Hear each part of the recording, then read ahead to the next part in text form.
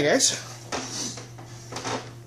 this is going to be a simple quick tutorial video on how to install the 53 mode Godfather. You need a CG circuit board.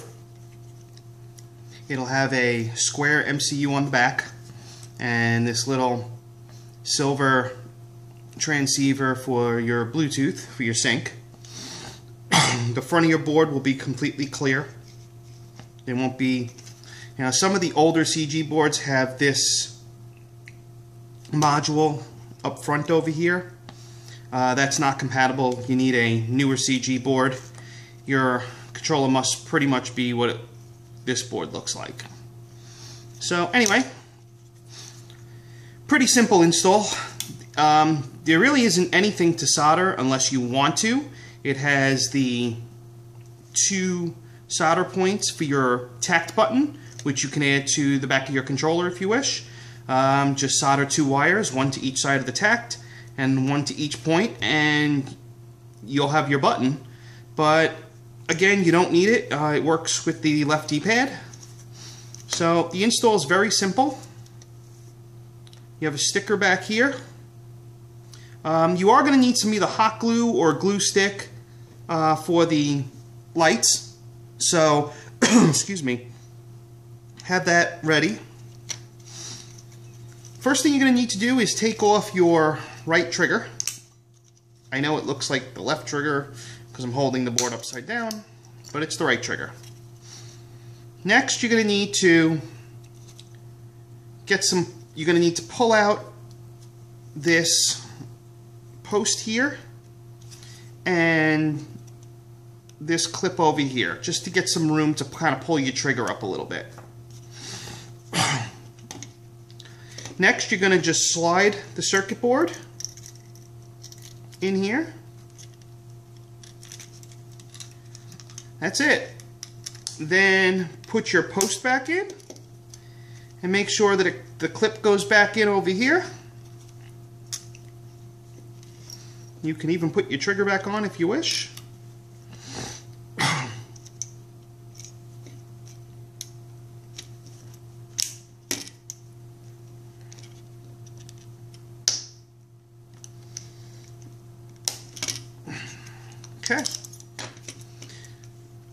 Okay, next you're going to take off the double-sided tape.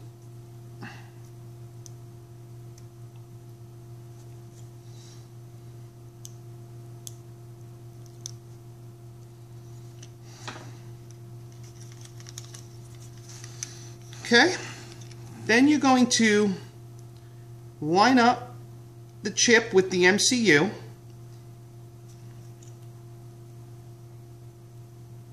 You need to be very careful with this. You just want to basically line it up straight and push down.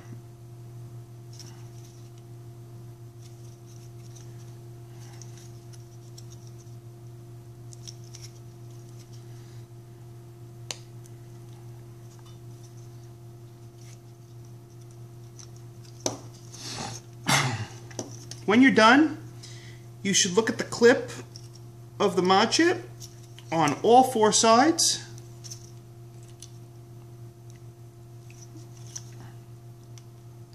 I don't know if you can really see it on camera that well. Let's see if I can get you a better picture.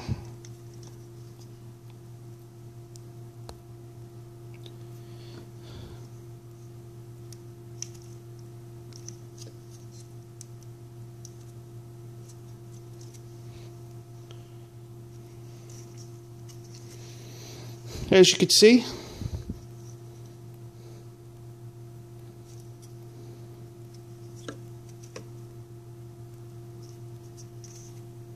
it's flush on all 4 sides. You'll kind of hear it click in, but try to click it straight down. Don't try to rock it side to side because you'll end up bending the pins. And if you bend the pins, you ruin your chip. But it's pretty simple. It should clip right on. That double-sided tape should keep it in place. Then, wrap the flexi circuit board around. if you have it on right, it should not cover the Y button. It should not cover the X button. It should lay perfectly flush. And you're going to want it to line up with your existing LEDs. You'll have 2 on the outside, 1 on the inside. Now, you could just kind of hold it in place here and just take a little bit of hot glue and put it right around the corner here, and that'll hold it in place. Or you could take your glue stick and just kind of put some glue on the back of the circuit board.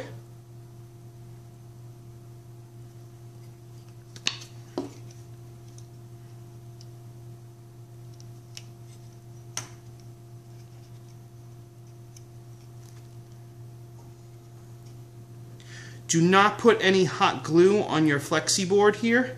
It can burn the flex. Once your pad is in and everything, it'll all hold it in place.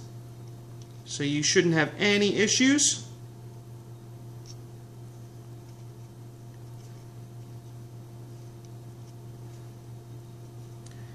Hot glue is a lot easier to use because it dries very quickly.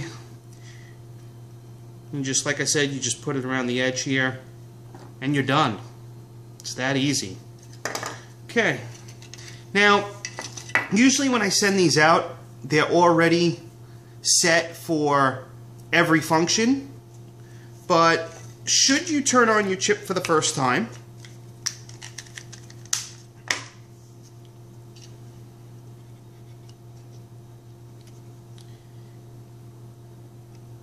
and get 2 reds and a green light, you're going to want to put your number pad on, your button pad on, or you could use a pair of tweezers. This is the A button, this is the B button. A is yes, which is green, because the A button's green. B is no, which is the red B button is no. Green is your burst pack and jump shot pack. Yes. I'm sorry, the light was red first, so that was your drop shot pack. And then it turns to yellow, which would be your jitter pack. Yes. White is your auto pack. Blue is your rapid fire. Purple is your scope pack. Green is your burst pack. Light blue is your akimbo pack. And that's it. Now, like I said, if you had a button in, or if you have a button in, just as the instructions describe,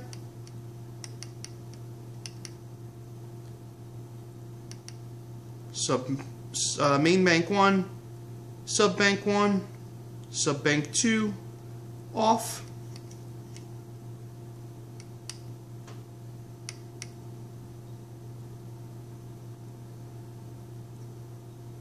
Kind of hard to do with tweezers.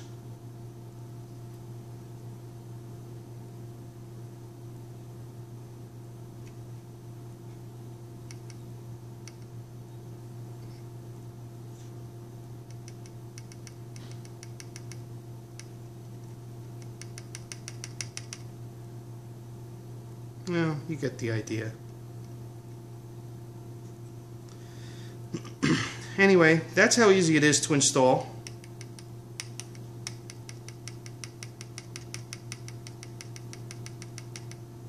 Yeah, I can't do it with the tweezers. Oh, there you go.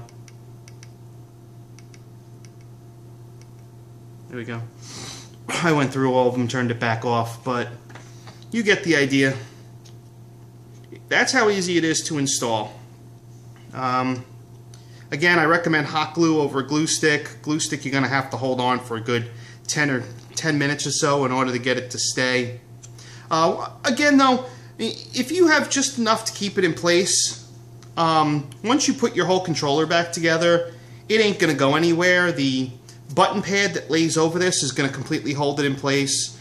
And then, of course, once you put the whole controller back together, it ain't going nowhere. It makes it a lot easier, you know, to take it off should you ever want to take it off. Let me disconnect this. taking this chip off, you can. You got to be careful because it is stuck to the MCU and you don't want to rip the metal legs that are inside the chip. So basically, you just want to take a kind of screwdriver, flathead, and just kind of pry it up on each of the 4 corners just a little bit until the chip pops off. And remember, you do have that double-sided tape in there, so it might fight you a little bit, but again, it should come right up should you ever want to switch it out to another controller. But again, I mean, it's a no solder solution. It took literally 10 seconds to install. The other thing you can do here is, if you're worried about your double-sided tape ever wearing out and the chip kind of popping off the MCU, the other thing you could do is you could put foam. Get like single-sided foam tape or foam square or something. I mean, really, it doesn't have to be the size of the chip. It could just, you know, be a little piece of foam about that thick, about 1/4 of an inch thick. And you're just going to put it on the center of the chip.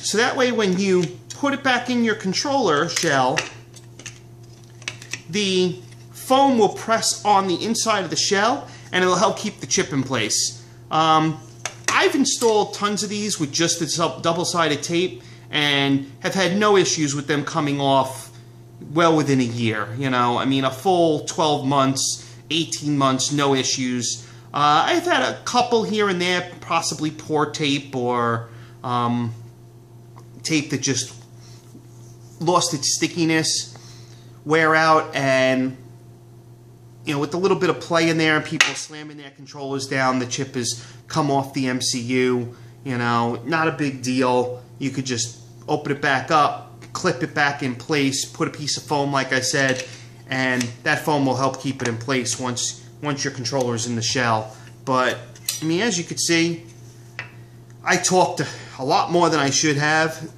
to show you how quick and simple that install was. If you have any questions, feel free to email us, and I will be glad to answer your questions or help you with any install troubles. Again, the only thing I say to be careful with is when you put the chip on itself, just kind of line it up all 4 corners and then just push straight down and click it in place. Try not to rock it onto the chip because you'll end up, when you rock it, the pins on the other side might bend up and it might not clip to the CPU, GPU, excuse me, MCU, multimedia control unit. Might not clip to the MCU, but it's that simple, you know, that easy to install. Thanks for watching, and enjoy your rapid fire chip.